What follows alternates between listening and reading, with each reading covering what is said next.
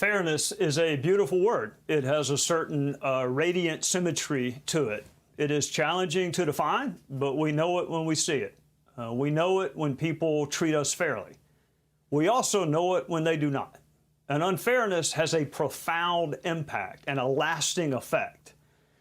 History, literature, music, they're all littered with powerful examples of unfairness, whether it's Cinderella or Billy Budd, whether it's watching or reading accounts of innocent people charged, convicted, and punished. Unfairness has or should have a profound impact on all of us.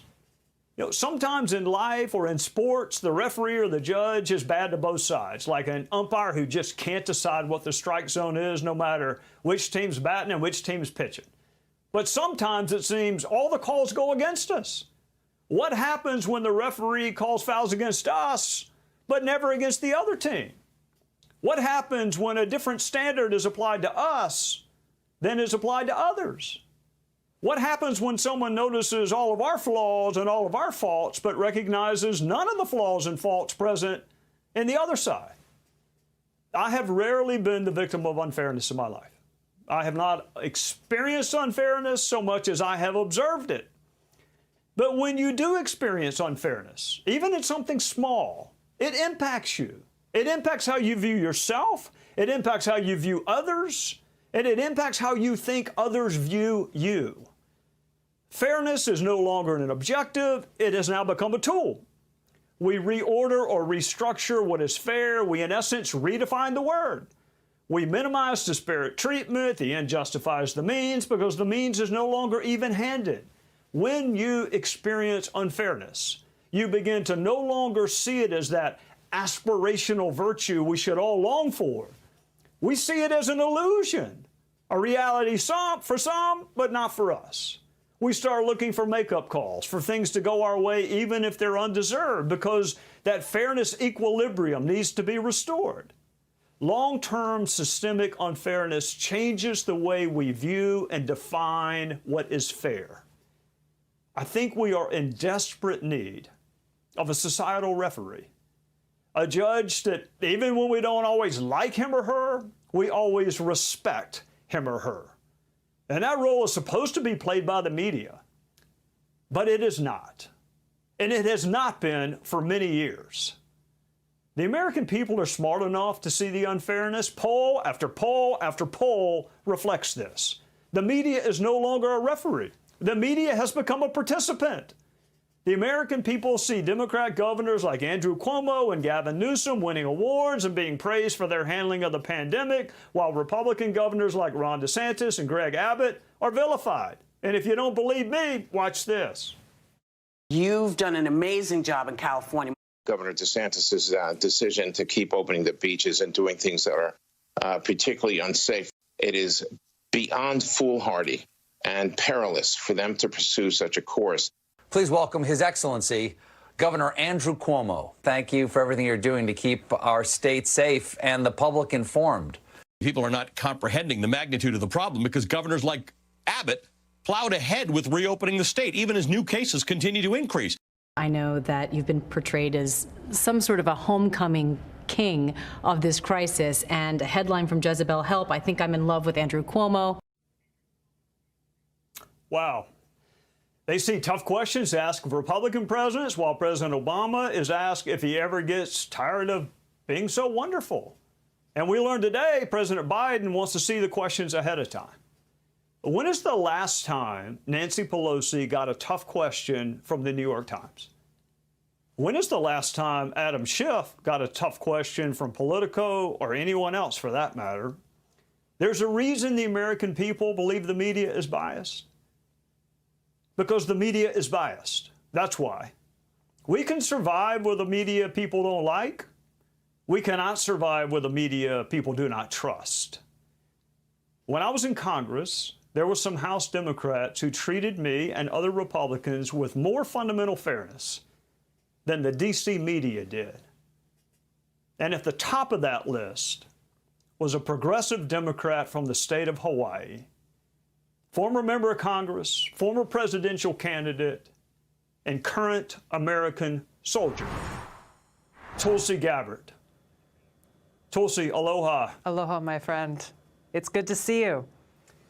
It's good to see you also. Now, I'm gonna ask you a tough question. I perceive that you were treated unfairly. I perceive that there were times in your congressional career and as a presidential candidate that there was a different set of rules applied to you. Was that my own bias of liking you, or have you perceived that if you're a little bit out of the Democrat mainstream, maybe they don't treat you the same?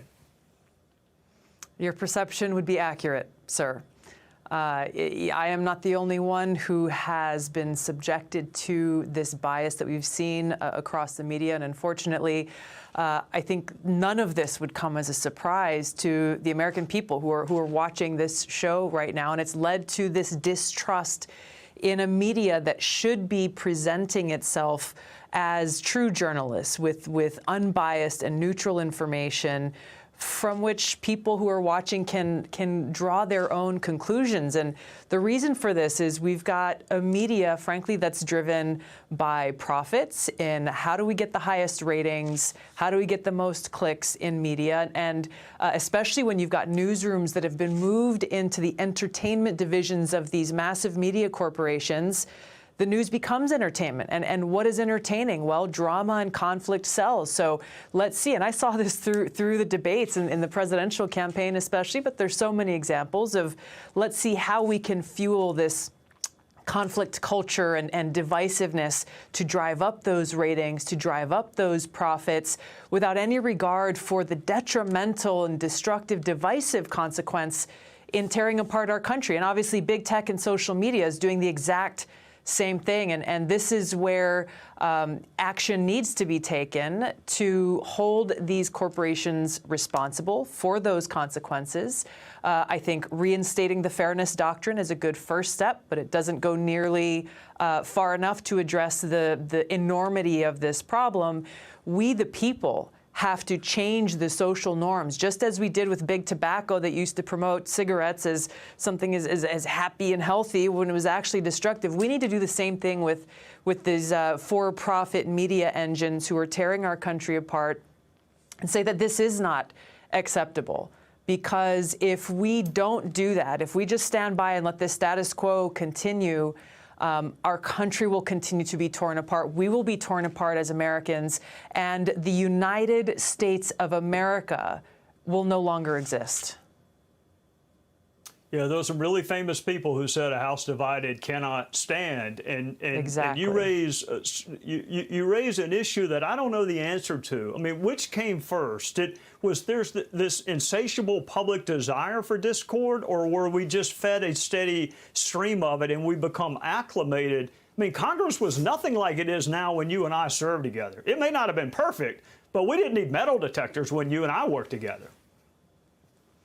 It's gotten worse and worse over time, and I think there's a direct correlation between those in the media, these massive corporations who are profit-driven, as well as big tech who is profit-driven, recognizing, hey, look, we can make more money when we are throwing fuel on the flames of this conflict culture, this divisiveness, and stoking these fires that are hyping people's emotions and worst fears, whether they're based on reality or not. And this is really what's so dangerous, is because if anybody spends any time on Twitter or social media, you see how this conflict culture, it's everywhere, it's inescapable.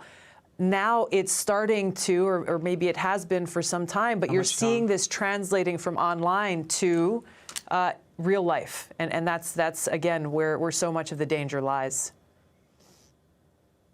Tulsi, I want to ask you one more question, or make one more observation. When you called my name in that debate, I was watching the debate, and I cringed for you, because I knew that there would be punishment for you, being one of the most well-respected Democrats on my side of the aisle and telling the truth about the fact that you had friends on the other side of the aisle. We just got to get to a better place where you can be free to be friends with folks, even if you vote differently. And there was no one better at that than you were. So thank you, and thank you for your service to our country. I can't wait to see what's next for you. Thanks for your friendship. All righty. You too, we'll talk Tulsi. again soon.